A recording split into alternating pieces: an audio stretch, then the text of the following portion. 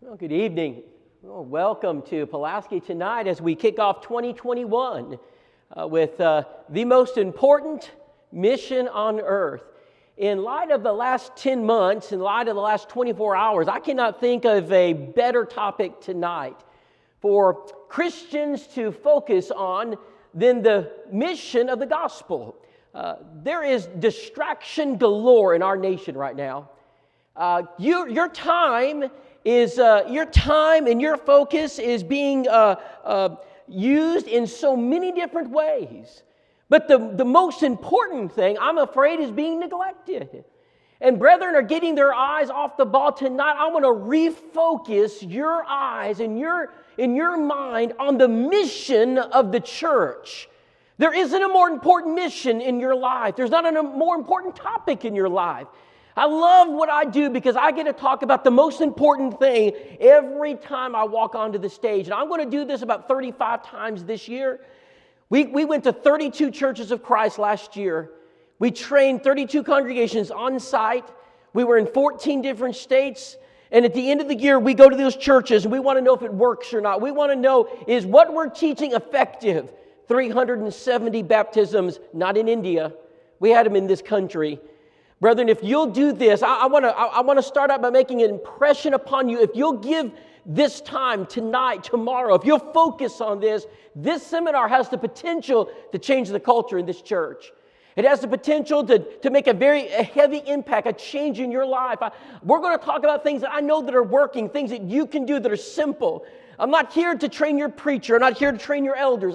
Brethren, I'm here to reach the pews. Because if we don't engage the pews in the mission of the church, we're going to continue losing.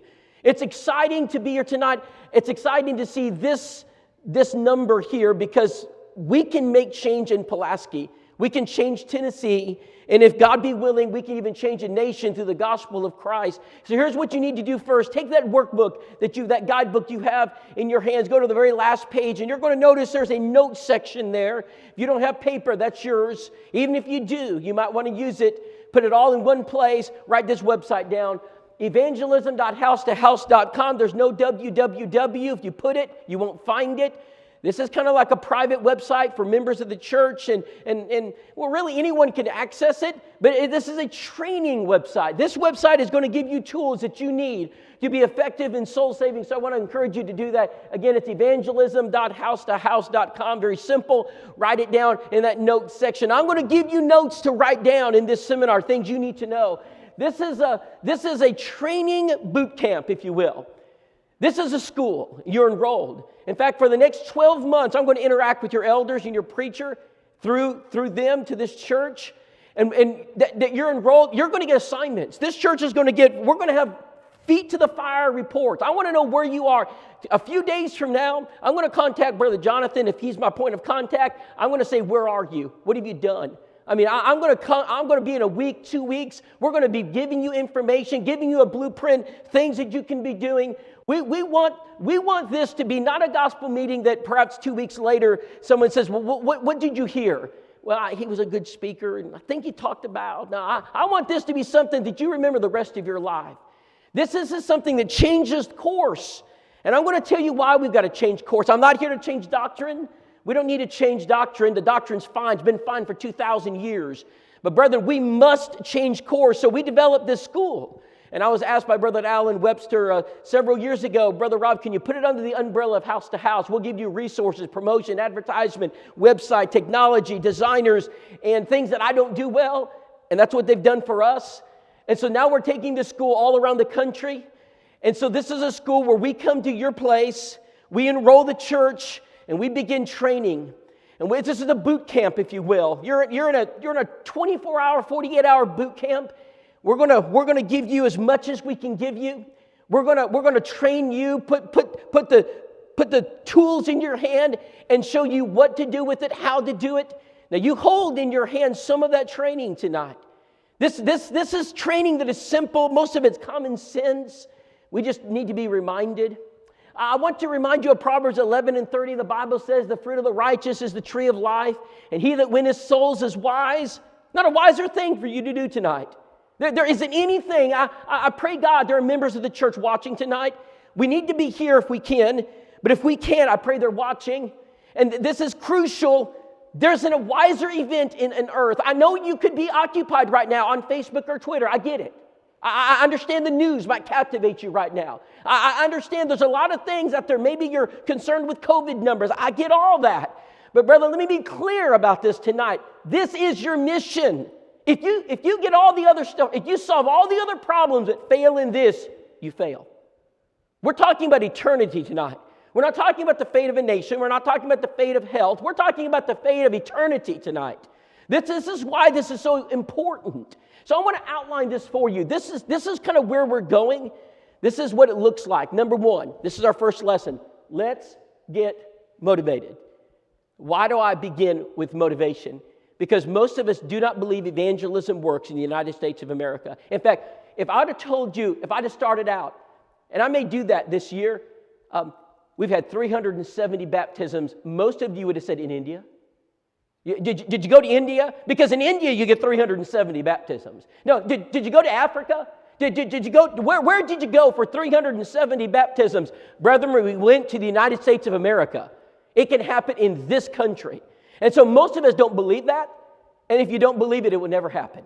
If you don't believe evangelism works, if you believe the country's gone, that we're beyond saving, that no one's interested, that we're just too materialistic, no one's left, then you have stopped me before I've started. So I've got to fix that. I will fix it. Just give me one lesson. Number two, let's stay with the message. A lot of people today are trying new things. They don't believe the old thing works, so we're trying new things. I've stopped by to remind the brethren, we don't need new things. What we need to do is understand how to use the old thing. It works just fine. We've got to stay with the message. Number three, let's talk about the manner. How do you get into a Bible study?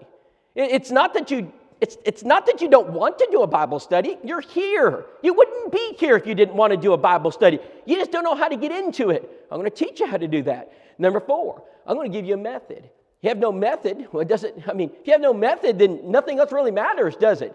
If you don't know what to do once you get to the point of the study, I want to give you something that you don't have to go to a school of preaching to figure out. I want to give you something that literally, you could probably use it right now without any instruction at all. It's gone back to the Bible. It's so simple. And I'm going to point it out to you tonight. So let's go ahead and move to lesson one. Let's get motivated. I'm going to talk about the church, the state of the church. Where are we? In the year 2000, there were 13,155 churches of Christ in this country. You say, well, that's a pretty good number, isn't it? 50, we've got our states from Alaska, Hawaii, all the way down over to Florida, New Hampshire, Maine.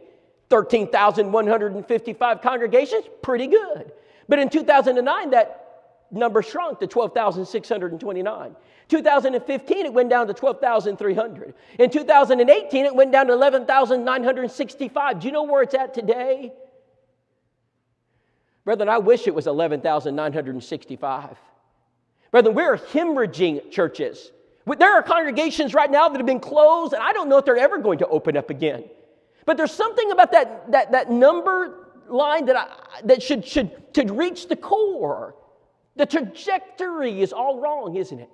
Every year we're losing churches of Christ. Now let me put this in a little bit more perspective for you. Let's go to church membership. Year 2000, 1,265,000 church members. Year 2009, 1,224,000 church members. Year 2015, 1,180,000 church members. 2018, 1,128,000 church members. Brethren, we're losing. I don't even want to tell you what the number is today. But the last 10 months have shaken the churches of Christ to their core. We are hemorrhaging church members unlike at any pace in the history of the church in this country. Friends, we're barely getting 1 million church members in this country. There's something wrong. We see that the trajectory is wrong. We understand that the numbers are not what they need to be. I want to put this in a historical perspective for you. Let's just go back to the earliest record we have, because I want you to kind of see where we're at. 1906, population of this country, 85 million people. That's citizens of this country. Members of the Church of Christ, 159,000. That doesn't look very good, does it? Well, that's a ratio of one Christian for every 535 people. Let me put it into layman's terms. You're going to walk across the farm fields of Tennessee. You're going to come across 535 people before you come to a member of the Church of Christ. Now let's move forward. The brethren got busy. They knew that wasn't good. 1946, 141 million people in this country. Now notice how many members of the church we have. 682,000. But look at the ratio. Now for every 207 people you come across, you got a member of the Church of Christ. 1953, 160 million people in this country, members of the Church of Christ, 1.5 million. Now, you got a member of the church for every 106 people. Go to 1973. In 1973, we have 2.5 million Christians in America. We have one Christian for every 84 people. Now, brother, let me set the stage. We grew during the Great Recession. We grew during World War I. We grew during World War II. We grew during Korea, Vietnam, the feminist movement, and civil rights. During the most difficult times of this nation, the churches of Christ, we were on the growth path. We were doing nothing but increase every single year. And brethren, do you know what we've done for the past 40 years? For the past 40 years, all we have seen is a steady decline in our numbers. Brethren, what we have seen is a bleeding of the church. We've seen now a hemorrhaging of the church. We're finding out now that when it comes to the Lord's church, it's almost been 2 generations, 40 plus years since we've had numerical net growth among our congregations. Brethren, our nation is hurting because the church is hurting. A nation would never rise above the righteousness of God. For righteousness is what exalts a nation, and sin is a reproach to any people. May I suggest what ails this nation has little to do with what happens in our government, has a lot to do with the Church of Christ. If we want this nation to prosper, then the church has to prosper. Because the church is the answer. I'm very clear. The Democrats and the Republicans are not the answer to what ails this country. What ails this country is a lack of godliness. And the only way to fix that is for us to evangelize. Here's what I want to suggest tonight. If we would spend as much time focused on our mission as we are focused on how to fix the Republicans or the Democrats or a president or worried about a court, if we just spend half the time focused on that mission as we do every other mission out here, where do you think we'd be tonight? What do you think would happen if we would give? People would give their time, they give their energy, they're talking to people at work. If we do with the same passion, with the same energy, with the same concern, it doesn't. I tell you what, brother, if souls would concern us as much, I believe there's no way Satan could stop us. Satan can't stop this mission. Only you can. He knows it's an outright failure. He knows he can't do it. And so the only way for us to engage is we've got to get back to the basics in churches. We've got to refocus on the mission, the one mission of the church. Churches right now they're struggling. They got so many missions. They got so many ministries. They got so many programs. They've got so many activities going on. When there's really one that matters. You get all the other ones, but this one you got to get.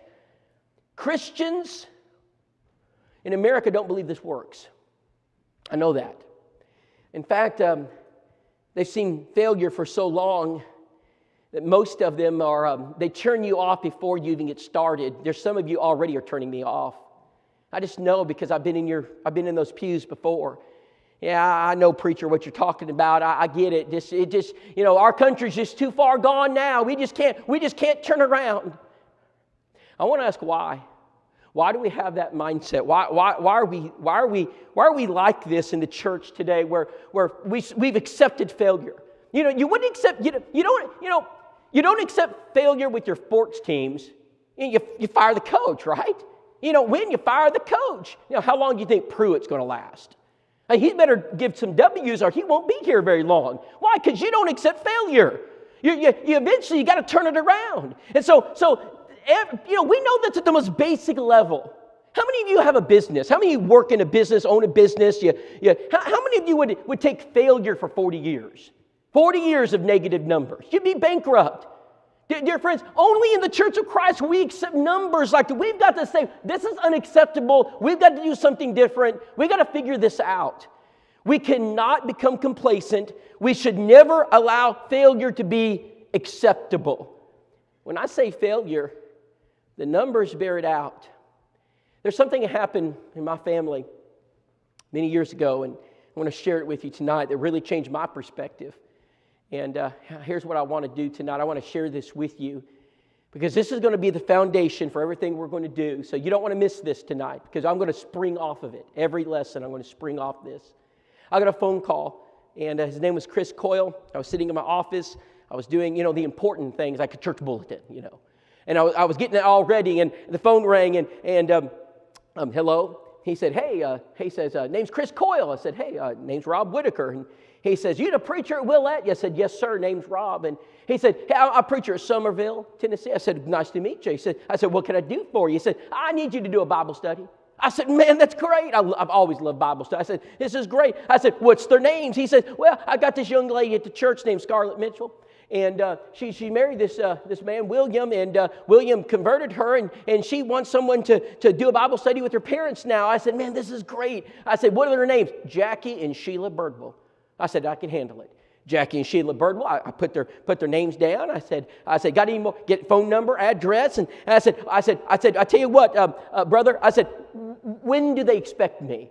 He said, oh, we haven't established a date yet. I said, it's okay. I'm flexible. My calendar's wide open for this. I said, when did they request the Bible study? He said, oh, they haven't. I said, Chris, you want me to go, knock on their door and strange people I've never met and do a Bible study and with people that have not requested a Bible study? He said, that's exactly what I want you to do. I said, Chris, how do you suppose I do that? He says, I have no idea, and that's your problem now. I thought to myself, I said, well, brother, I guess thanks for nothing, And he said, I'll let him know you're handling it. So I put the phone down and I looked at that piece of paper. I said, that's the craziest thing I've ever seen in my life. So I did what any respected preacher would do. I got more important things to work on, like the church bulletin. I put that piece of paper aside, and I made sure I had the brethren their bulletin for Sunday morning. And by the end of the day, that piece of paper haunted me. So what I did is I crumpled it up and put it in the trash can. I wasn't going to look at that anymore. I don't have time for things like that. And so I went out to the truck and got in my truck and started to leave, and I stopped. I said, preacher, what in the world are you doing? I said, get back in there and you can't throw souls away. So I went back into the office. I took it out of the trash can, put it on the desk, had no idea what I was going to do with it. And I went home. I went home and I prayed and I thought, and I went back to the office, and you know what was on my desk? That piece of paper with Jackie and Sheila Birdwell's name on it, and it just haunted me. And I said, well, Lord, what am I supposed to do with it? I just don't. I kept thinking to myself, I said, I just can't show up. I said, you know what I need to do? I need to first start praying about Jackie and Sheila Birdwell. You pray. Are there people you pray about all the time that they'd be saved, that you can reach them? Prayer is the place to start. I started praying. Then number 2, I said, you know what? I can study about this. I said, I'm going to do something I'd never done before. I've studied about Jesus as my Savior, Jesus as the head of the church, Jesus as the creator of the world, Jesus as the Lamb, the Lion. I've never studied Jesus as an evangelist, so I did. I opened the Bible, book of Matthew, great place to start.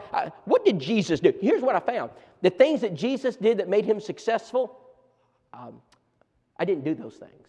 And the things that I did, Jesus didn't do them. And so I started to create a strategy of things I'm going to do to reach Jackie and Sheila Birdwell. Now, I'm sitting in my office one day, and as I'm there, this young man walks in. His name's Jonathan Smith. Jonathan's been away getting his degree at the University of Tennessee. That's Orange, And that he came back home with his teaching certificate, and he's ready to get a job at the local school. He's met this young man at a good church there in Knoxville and Carnes, and now things are going well. He's telling me all about it. All of a sudden he says, "Now, Rob, I got to go."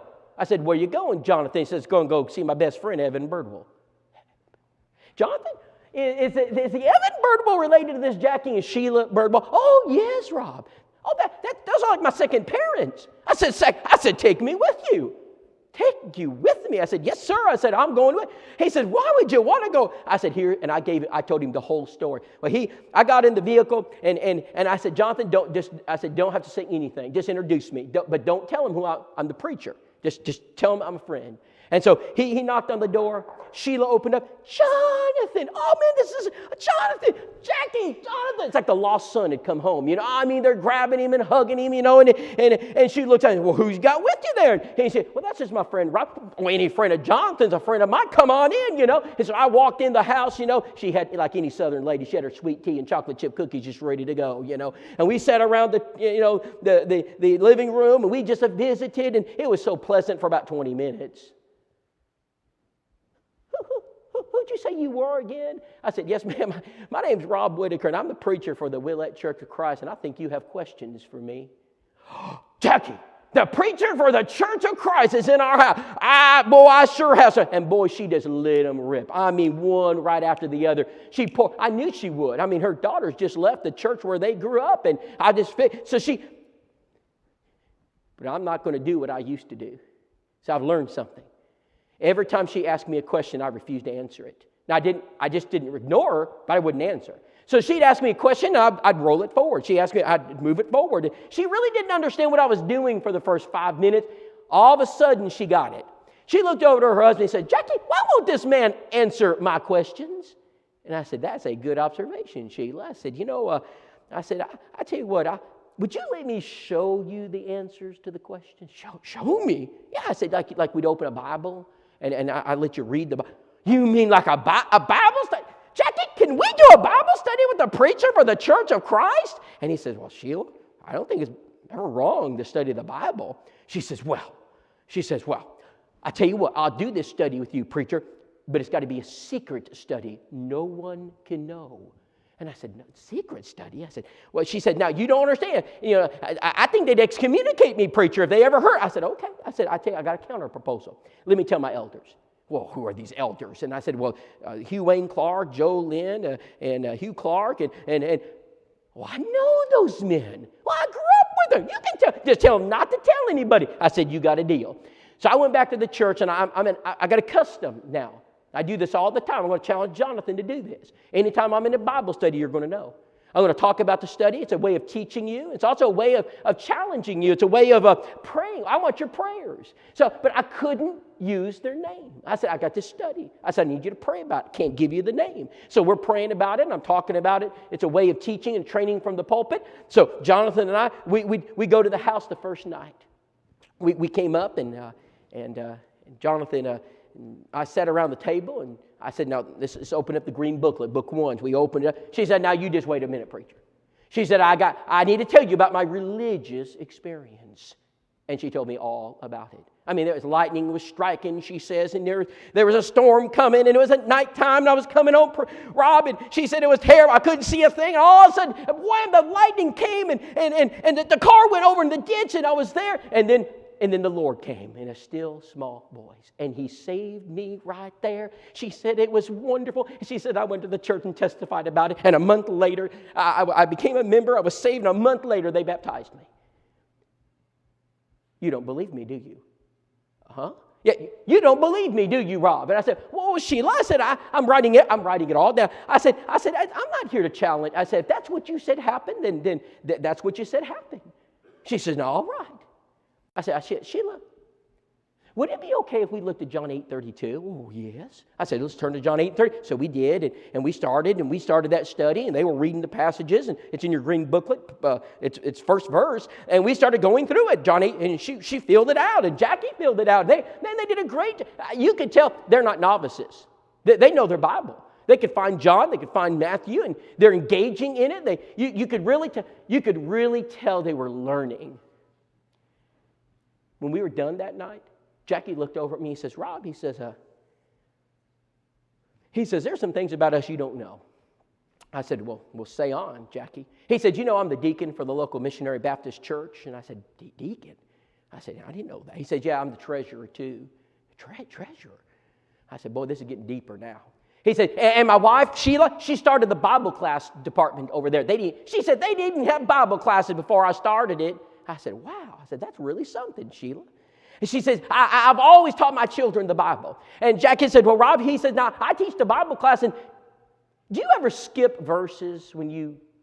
I said, skip verses? I said, no, why would I do that? And he said, well, there are sometimes I skip verses because either we don't understand it or I'm not so sure we do that. And I said, well, Jackie, I said, that's an honest statement. That takes a lot of courage to make a statement like that, doesn't it? And I thought to myself, I said, Jackie, would it be okay to come back for a second study? He said, well, we would enjoy it. And I went home and told my wife, Nicole back there, and Hannah and Jared all about it. I was so excited. This is exactly how I thought the study would go. And we're praying. We came back for the second study. It's on the church. We go right through it.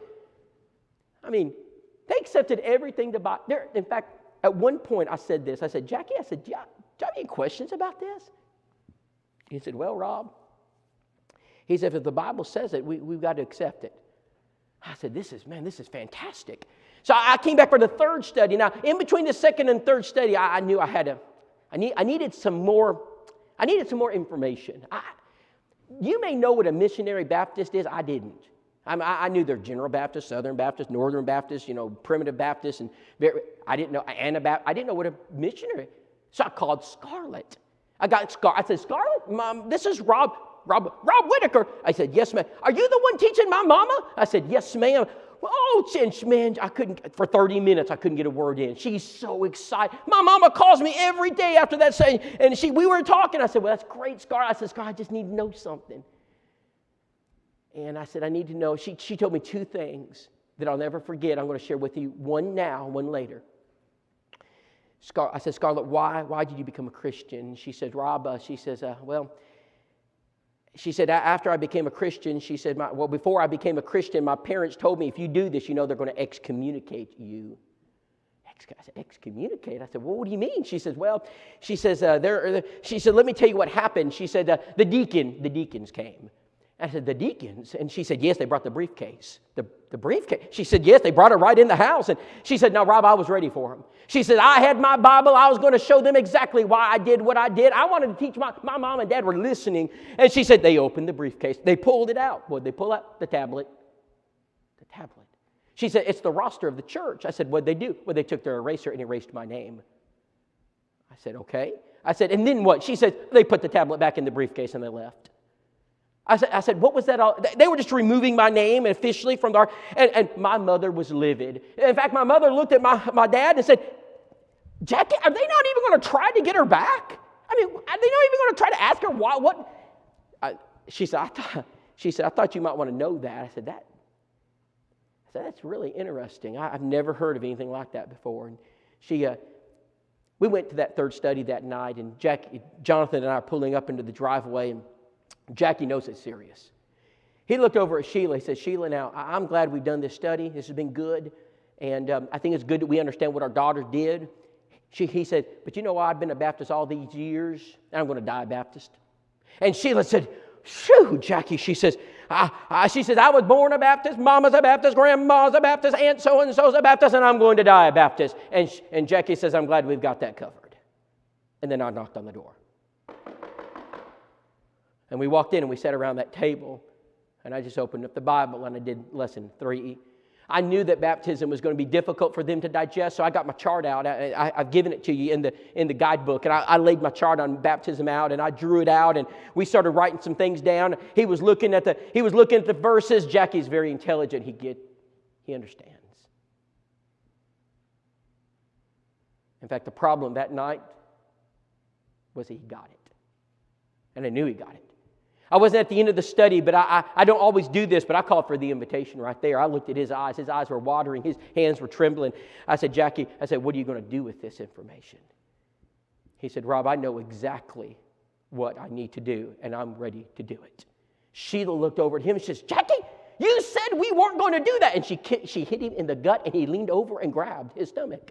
I didn't know what was going on. And you said, Jackie, we weren't doing it. Jackie looked at me. He looked at his wife and he said, honey, we have no choice. It's what the Bible says. That still gives me chills tonight. I said, your car or mine? Let's go. He said, Rob, I can't do it tonight. I said, what? I said, man, Satan never gives up. I said, Jackie, I used every closing technique that I knew. I tried. Every time I got to the close, he just said, well, I can't do it tonight. And I didn't understand what was going on. I said, now, Jackie, why? He says, I know you don't understand this, Rob. He said, but I hold the bag. I said, the bag? He said, yes, the money. I got to repent. I got to turn it in. I got to tell him what I'm doing. I just can't go.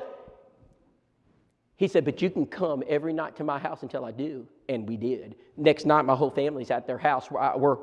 We picked more green beans and strawberries from that. I mean, we were there all the time getting stuff out of that garden. Nicole and I would swing with him on the front porch. And every now I said, Jackie, is today the day? He said, not today, Rob, but it's coming. I was sitting in the back of the auditorium at Willette, and I was chatting with Sister Jill, and she looked up and she says, Rob, that's Jackie and Sheila Birdwell walking into our building. Rob, is that them? I says, it is. She says, I can't believe it. And that's why we're losing. Brethren, we don't believe things like this happen anymore.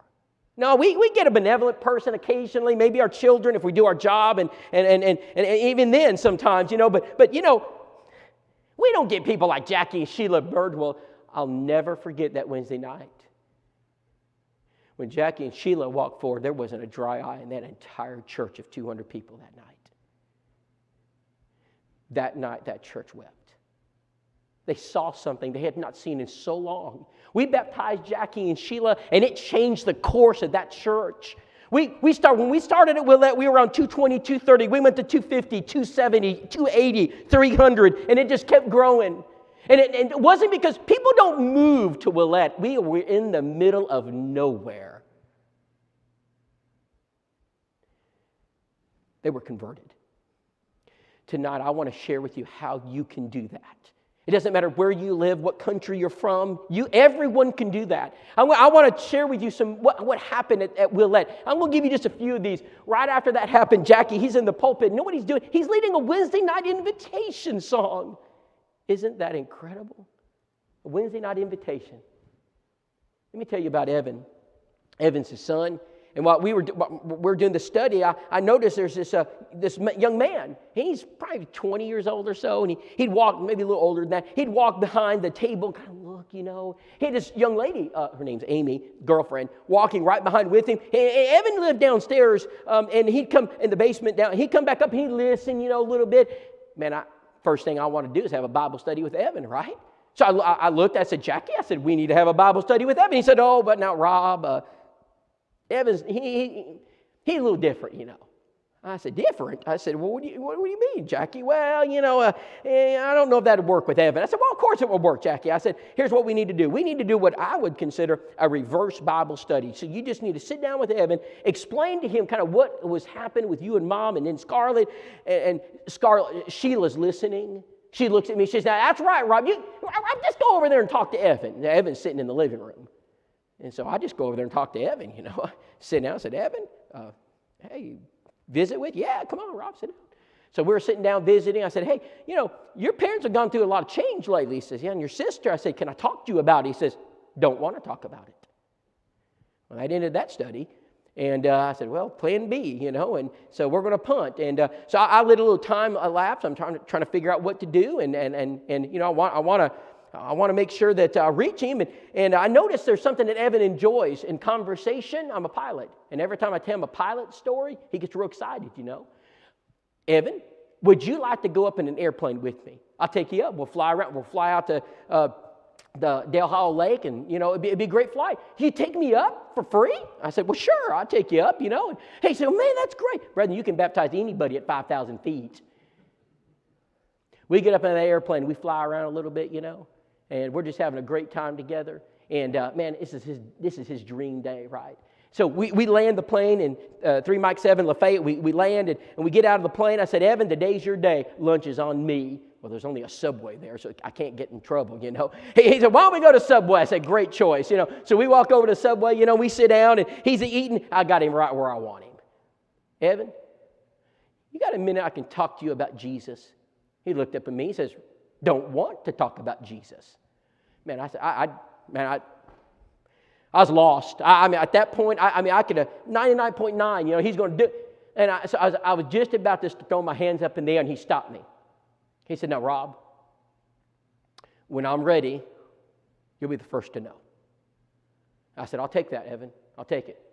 So we had some more time pass by, and so I'm at Bible camp, and I get this phone call, which is odd. Phone never rings at Bible camp, no signal, but it rings, and hello? And hey, Rob? I said, yes, this is Amy. Amy, who in the world? Amy. Yes, Amy. He said, Rob, I think I'm going to hell. Can you do a Bible study with me? That was I never had a phone call like that before, I said, well, sure. I said, what do you mean you think? She said, well, someone gave me this book. It was Scarlet. I said, what book did she give you? A Muscle and a Shovel. Oh. She said, and I read it, and there's something wrong, Rob. I said, I'd be glad to, Amy. She said, I just have one condition. I said, you name it. She said, got to do the study with Evan, too. I said, how does this keep happening to me? I said, Amy, Evan doesn't want to do the study. She says, I know, but that's your problem now. I said, well, I'm starting to thinking, what am I going to do now? And finally, I said, I'll tell you what. I said, you know what? Sheila loves to cook, on Sundays. Make sure she cooks Evan's favorite, and make sure Evan knows you're inviting us over and to do a Bible study with you. He'll stay. She says, great plan. I said, yes, ma'am. So we prayed about it, and Scarlett comes all the way in from Somerville, and she just wants to watch. She's driven all the way back from Memphis just to watch this on Sunday. So here we are. We're sitting there eating. The meal's over, and I get the booklets out. I'm passing them out, and all of a sudden, man, Evan spots us a mile off. He just gets up and walks out of the house. And he gets in his Mustang, and he leaves. I could hear him leaving, and Jackie looked over. Jackie's in his easy chair, He looked over at me and says, I told y'all this wouldn't work. I mean, Amy, she's in tears. She's just crying across the table. Sheila, Scarlett's, she's just beside herself. Sheila, she's so upset. I cannot believe my son did that, And I said, Amy, I tell you what. I said, you and I need to do this Bible study. And she says, I know, Rob. And so Nicole and I and Amy, we sat down and we started that study. And we weren't 3 questions into that study, and I heard that gravel crackling again, and I heard that Mustang engine pull into the driveway, and I saw that door in the back open up, and here comes Evan. He sits down at the table, and Scarlett's so excited, she pushes her Bible over to Evan. You'll need this. He says, don't want it. And then now Amy says, you'll need these booklets here. He says, I don't want the booklet, just want to listen. And he did. And by the end of the study, he's answering questions. When they left after that study, I knew what the problem was. We needed to get him in our house, in the privacy of our home, without sister, without mom, without dad. And we did that study in our home, and it was flawless. Evan is very intelligent. He gets it. He grasps it. He sees it in the Scripture. He takes his Bible, his booklet. We're going through it. And I told Nicole, I said, man, Amy's gotten it. I mean, this is great. And we have got a serious problem. And I looked at Nicole. I said, we've got a problem, and I don't know how to deal with it. And I said, but we have to. She says, I know. It's going to have a good ending, but I'm not going to tell you about it until tomorrow, because there's a lesson in this problem that you need to hear. But I'm going to set the stage. So I'm going to pick that story up tomorrow. His name's Ed Goolsby. Ed lived across the street from the church. When I moved into the parsonage, the elders told me, now, Rob, don't bother Ed Goolsby. Why? He's grumpy. Ed doesn't want to be bothered. I said, okay, I won't bother Ed Goolsby. So the rule is, don't bother Ed Goolsby. So we're moving into the house. We've got a dog. Her name is Rue. Rue has problems. Rue likes to chase anything that moves. And so Rue is a hunting type dog. She likes to chase things. So I had this idea. I don't have chain she doesn't do chains very well. Invisible fence. Y'all know about it? The shock collar. Works. I said, this is great. I get it all set up. And I said, we're moving things in. And I looked at book. Book says takes 90 days to train, 2 weeks to train dog. I got 2 minutes. I just turned the thing to maximum power. She'll learn. And so we're all moving in, and everything. And Rue saw it. There's the deer going right by the backyard, back pasture. And Rue she takes off, hits the perimeter, lays her out. And she's just shaking like this and yelping, and the dog, and Jared and Hannah are running out. Kids, don't touch the dog. And so all of a sudden it stops. It's not for long. Don't worry, I love dogs. And the dog runs across the street right under the house of Ed Goolsby. Wonderful. Kids are right behind. Dad, go get the dog. So we're walking across the street, and I got to knock on his door. The one thing I was told not to do. And he opens the door, and yes, can I help you? I said, yes, sir. My name, I know who you are. I said, oh, wonderful. And yes, sir. I said, my dog's under the house. And did you shoot your dog? I said, oh, no, sir. Did not shoot my dog. I said, can we retrieve the dog? He says, yes, go get your dog. And kids, go get the dog. And the kids, get under the house and go get the dog. And I'm there talking. What an excellent evangelistic opportunity this is. Now, Ed, I'm the new preacher. I know who you are, and if I need you, I'll let you know. Slam I thought the door was coming out of the frame. And not a good first impression. Brethren, I never give up on people, ever. He's now my mission. Some way we're going to get to Ed. In fact, it was just months later. We had another new convert family there, and James and his wife. And I called James. I said, James, I said, hey, I tell you what, we're doing this door knocking this morning. We had like 30, 40. We were going around the community. I said, go knock on Ed's door. I'm not knocking on Ed's door. I'm not doing that. And you work with him at the volunteer fire department. Go knock on his door, Ed. James says, I'll do it, So I'm down in this holler. Y'all have any hollers in this part of Tennessee? Any hollers here? Okay, this is a big holler, So I'm down in this holler, and the phone rings, Hey, Rob. Hey, James. Hey, James. What? Rob, it's Ed. I said, what's wrong with Ed? He wants to see you right now. I said, oh, man. I said, now what? So I drive up to the church building. James and Ed are over there, and Ed is sitting down at the table. Ed, are you okay? He picked his head up, and he'd been crying. I said, Ed, what's wrong? He said, Rob, he says, my doctor says I've got cancer. He said, would you do a Bible study with me? And I said, Ed, I'd love to. And we did. And he did. In fact, I could give you, here's another one, Charles Hunt. We're just doing a little door knocking. We're using house to house. I'll teach you how to do this later, but we had a baptism every time we did this. And we went to house to house and just passing it out, and say, hey, what do you think about this? And we had two sisters teaming up together. Their names are Melanie Allen. She's one of them. She's kind of a recent convert. And Betty McCarter had just been restored. They're in a holler, big house on the hill. And it's the house of Charles Hunt. He's the city manager of Carthage. And she sees big dogs, barking dogs. Melanie says, Betty, I don't think we should go up there.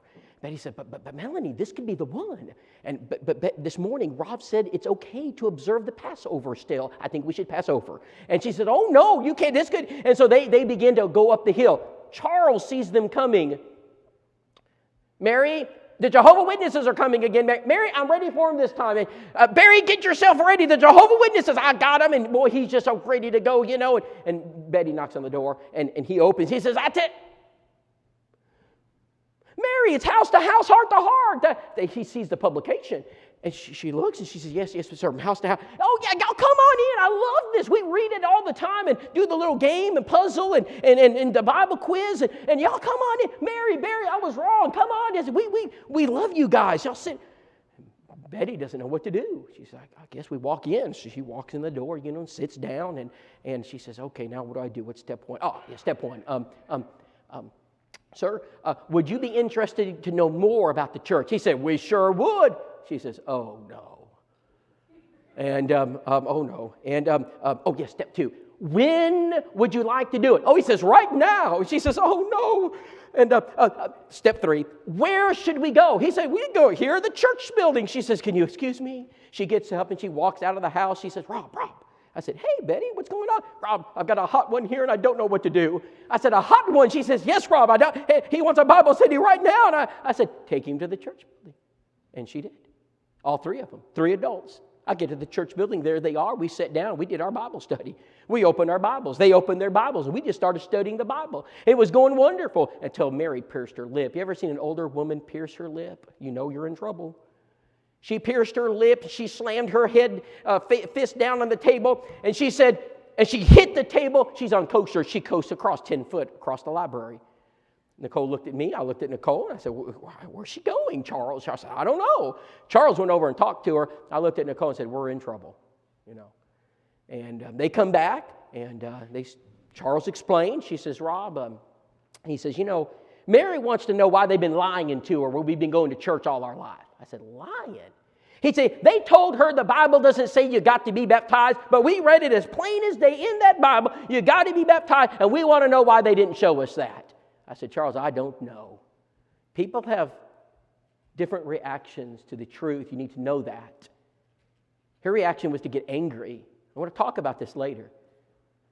And I said, Charles, I don't know what to say about this except that I know how we can fix it. He says, how do we do that? I said, you can obey the gospel. And he did, and she did, and his son did. Here's Ronnie Rhodes. Ronnie sat in the pews for years. I mean, absolutely years. I'm talking decades. Every time his wife is there, Ronnie is there. He is not a Christian. I didn't understand. Why is Ronnie not a Christian? He's not going to come forward. I said, we need a Bible study with Ronnie. And I remember asking his wife, I said, I think we're going to have a Bible. She said, oh, please don't. Here's one of the rules. You want to write this down? You never ask a spouse of an unbeliever if you can do a Bible study, because they're always going to say no. If they're coming, man, I don't want to risk that. He's coming. I don't want to risk that. And I get that. I understand that. I shouldn't have put her in that position. So I let a little time pass by. Ronnie's going to have surgery. So I went over to Ronnie's house, And Ronnie and I are friends. His brother works at the airport, fuels up the plane I rent from. And so I went over to Ronnie, and we just went into his house. And when I walked into his house, you learn something when you visit with people. You can't learn this here. They won't tell you. He's a master carpenter. He's got woodwork in that house. I said, Ronnie, where'd you get that? Oh, I made it. I just kind of piddle around. Piddle? I said, Ronnie, this is incredible. And he says, yeah. And he starts showing me, china cabinet and hutch and table and chair. And I said, you done all? And he said, yeah. I said, Ronnie, this is amazing. We sat down in his easy chair, and we just started talking. I said, Ronnie, by the way, I said, you ain't going to church a long time, kind of, yeah, I have. And I said, I'd like an opportunity to tell you a little bit about what kind of we're doing at church. And how would you like to come over to our house sometime, just eat dinner and visit? He said, well, I'd like that. I said, well, my wife's a great cook. He said, well, I'd enjoy that. I said, well, good. I said, let's plan dinner. Remember this, dinner's key. Dinner's key to a Bible study. I called Marilyn. I said, Marilyn, Ronnie wants to come to the house to have dinner. He does? I said, yes. Well, Rob, I said, yes. And I said, I've got plans. We sat around that dinner table, and we ate and visited, and it was going well. I said, hey, Ronnie, can I talk to you a little bit about the church? He said, well, sure, sure. And, they're not going to say no after dinner, I promise you. You see, you get that. I just so happen to have these booklets, Doesn't matter. It's the white booklet. I'll show it to you later. He doesn't need 3 booklets. He's heard sermons for 20-some years. So we start going through it. Ronnie knows. He's heard this 100 times. We get to the time of invitation, and I said, Ronnie, I said, what holds you back? This is what he told me. He said, Rob, you don't get it. He said, it's easy for you, you got a sister, it's a member of the church, right? And I said, your mom, yeah, your dad, yeah, my grandfather's elder in the church, uncle, preacher, elder. Yeah. I said, yeah. He said, I don't. He said, all my family are missionary Baptists, every one of them. He said, you know what happened if I joined, as he put it, the Church of Christ? He said, and I said, I don't know, Ronnie, but I don't know how you feel, but I know someone who does. There's a lot of power in example. I used that night. I used an example of a young lady, and she had overcome extraordinary odds to obey the gospel. I'm going to tell you her story tomorrow. I mean, the difficult road she traveled down to become a Christian was incredible. And Ronnie was so touched. I could see him tearing up as I told the story to him. He said, Rob, who in the world is that? I said, she sits in front of you every Sunday. He looked up at me and said, if she can do it, I can do it. I said, yes, sir. And we took him to the building and baptized him. He's a faithful brother. This is Jerry Conley. When I first got to Jacksonville, first thing I said to Alan Webster, I said, brother, give me a list of everyone in this congregation that's not a Christian. He gave me a list. I said, let's start at the top. I said, you know where he lives? He said, yes, sir. I said, let's go to the house. Alan and I went to Jerry Conley's house, and when we got there, Jerry was so excited. He said, "Man, Alan, Rob, y'all come on in." We walked into the house, and this is a Civil War house built during the Civil War, and he is restoring it. He's 80. Guy's incredible. Him and his sweet wife, Ella Sue. And they've got original molding, original doorknobs. He's showing me all this stuff, and he's having this historical talk with me about the war and the place and what this meant to the South there and the mining, the ore mining there. And I said, "Jerry, this is so exciting. May I come back and bring my children or bring my wife so they can hear it?" "Well, you come back anytime." "All I want to do is have a Bible study. Remember, that's all I want. But I can't start at the Bible study. I know it." So we come back another time, and I bring my wife this time, and we're going through, and he's giving it the same, tour. And "Alice, who is that apple pie? Do I smell apple pie?" She says, "Oh, Rob, I made you an apple pie in the kitchen." I said, "Well, let's get over there, Every preacher likes to eat. And we sat around the table, She's serving up the apple pie. "Oh, hey, Jerry, by the way, can I ask you, would it be okay if I told you a little bit about the church here?" He said, "Well, sure." Never say no. I've never been told no at a meal. I said, "I just so happen to have these little booklets here. I always so happen to have them." And I said, "Well, let's look at, hey, Ellis, you got a Bible?" "Sure do, Rob." And we started the Bible study. I've never seen a man drive faster to a baptistry than Jerry Conley did that evening.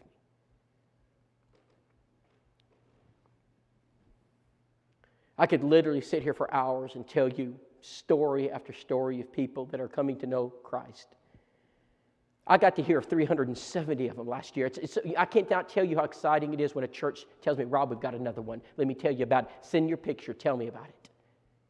Someone says, "Rob, why? Why this? Why this mission? Why?" Let me tell you a little bit about my family, because I want you to know us, because we're going to know you. I preached full-time in the pulpit for almost 25 years. I was at Whitacre for 11 years. I love that church. I watched that church grow. I love those people. Unlike you, I can't express it. What takes a man out of a pulpit? What causes a family to stop a work like that? I'll tell you what it was. Because we've got to train other churches to do the same thing. We have got to get our brethren evangelizing again. I knew I couldn't do that in the pulpit at Whitacre. I got to spread it out somehow. And someone says, "Well, why? What is it, Rob? What drives you?"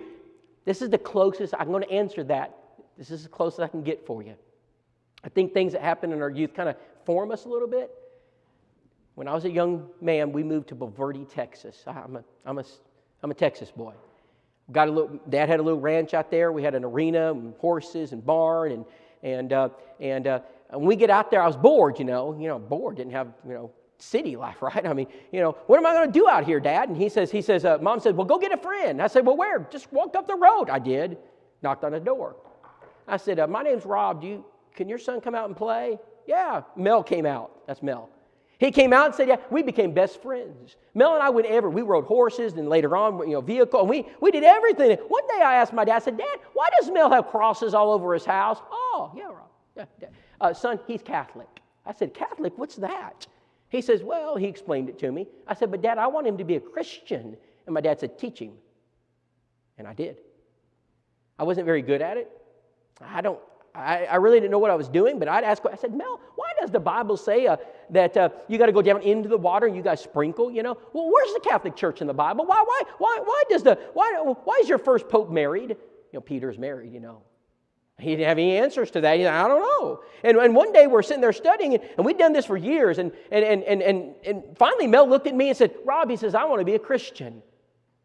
Man, I was so excited. I ran out of the house. I said, "Dad, Mom, Mel wants to be a Christian." And they said, "Well, that's great news." And Mel and I were talking, and Mel said, "Hey, Rob," he said, "I just need you to do one thing." I said, "Well, name it." He said, "Can you tell my dad all about this?" I said, "Well, absolutely." I said, "Mom, Dad, I'll be back. Going to convert Mel's dad." And so we got in the car, and I just thought this would be, just take me a few minutes, And so we pull into the driveway, and Mel explains to his dad what's going on. His dad, gets his Bible out, sits on one side of the table. I think he sat where you were, and I sat here. That's how it felt anyway.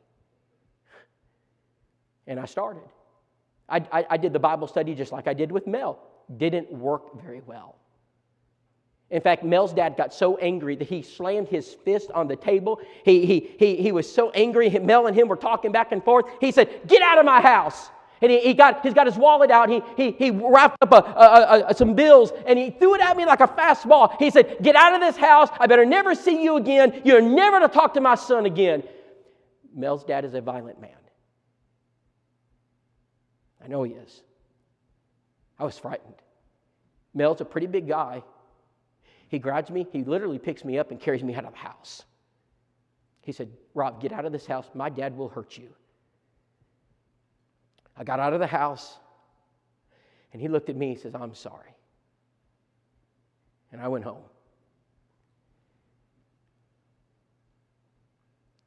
I'm 18 years old. And I crawled into the arms of my mother, and I just cried. I said, "Mom, what did I just do? I just lost my best friend." And I just wept. And she said, "Son," and they tried to console me, and I was unconsolable. I said, I can't understand what just happened. All it was that 9 o'clock, we're way out in the country, and the doorbell rings. Doorbells don't ring at 9 o'clock out there. My dad said, "Son, come on." So I walked up, and my dad opened the door, and on the other side of the door was Mel Hutzler with 2 suitcases in his hand. He said, "Mr. Whitacre, my dad said I could be a Catholic and live at home, or I could become a Christian and I have to leave. He says, I choose the Lord and I have no place to live." And my mother grabbed him and hugged him and said, "Son, you'll always have a place to live in the Whitacre house. That back bedroom belongs to you." He moved into that house, and weeks went by. Mel still had not obeyed the gospel. We had a few confrontations with the dad, but I kept trying to my dad, and I kept telling Mel, "You got to make peace with your dad. There's got to be some." Mel came up and says, "Rob, I've done it. My dad said I can come home if I have a Bible study with a Monsignor."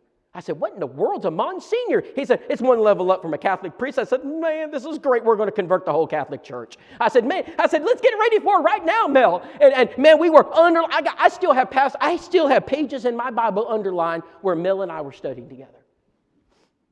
The day of the study came, and I got the stomach bug. I mean, all days. And I said, "Mel, postpone." He said, "Rob, I can. And by the way, there's something I've been meaning to tell you. My dad said I'd have to do this study alone." I said, "Mel, you can't go up against a Monsignor by yourself." I'll never forget his answer. "I won't be." He drove up to that Catholic church. He walked into that Monsignor's office, who drove all the way from San Antonio. His dad's a massive giver. He drove all the way to San Antonio. He sat at that table, and Mel said, "Listen," he said, "if you can just answer a few questions for me. Can you tell me why it is that in Acts chapter 8, the Bible says that baptism is going into the water?" And he said, now, Mel, I'm not here to debate that now." He said, "But Mr. Monsignor, if you're just telling me right here in Acts," he said, "I told you I'm not here for you to read that book to me. But Mr. Monsignor," he said, "give me that book." He took the Bible out of Mel's hand and put it on his desk. "I told you I'm not here for you to tell me what that book says." He said, "I'm the priest. My job is to tell you what it says, and we follow the Bible and tradition." And Mel looked at that Catholic priest, and he said, "Sir," he said, "as far as I'm concerned, this Bible study's over." He grabbed his Bible. He came back home, and on Wednesday night, where Darrell Connolly was the preacher, there were about 200 of us.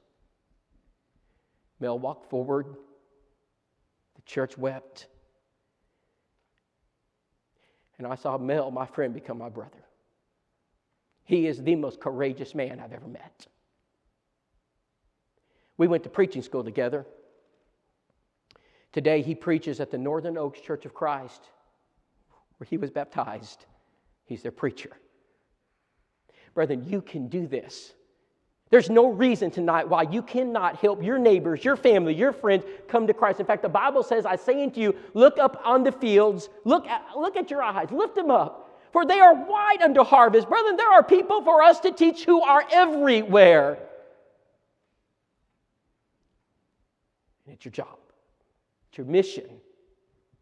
It is the most important mission you have in this world. Thank God you're here tonight. We're going to get started. I'm going to give you a 5-minute break. I tell you what I'm going to do, and I'm going to give you 5 minutes, and I got a couple things to say before you break, and here I need you to do a couple things for me.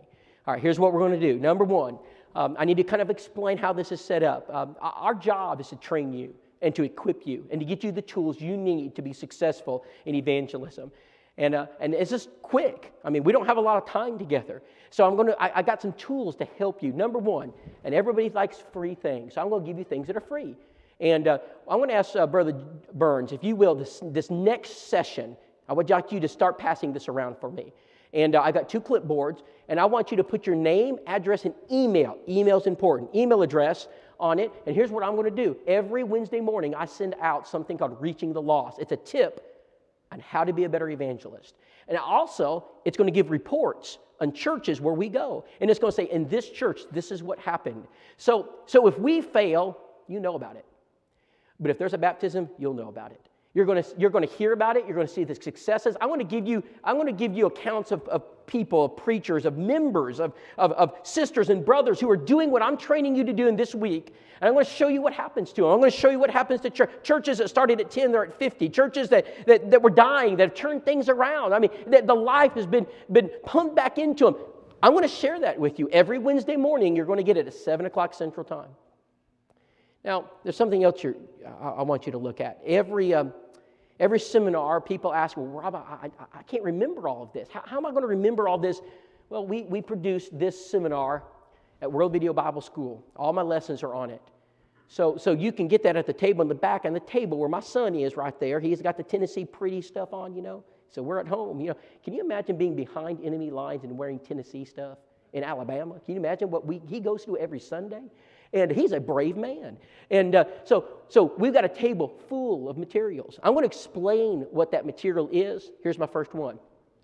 Now, you've got 2 other things. The elders are providing you the guidebook and the Back to the Bible study booklet. They're on the table, but they're giving everybody a copy.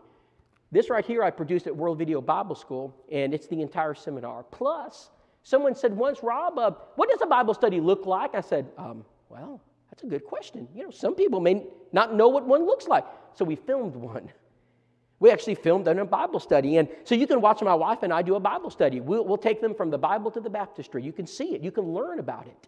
So this is all training. If you're going to be a good hunter, you need training, right? You ever go on YouTube and watch, training material? Where to set the camera, how to feed the deer, what to plant in your food plot. Ladies, you ever take any training on how to be a good cook? How, whatever it is you enjoy doing?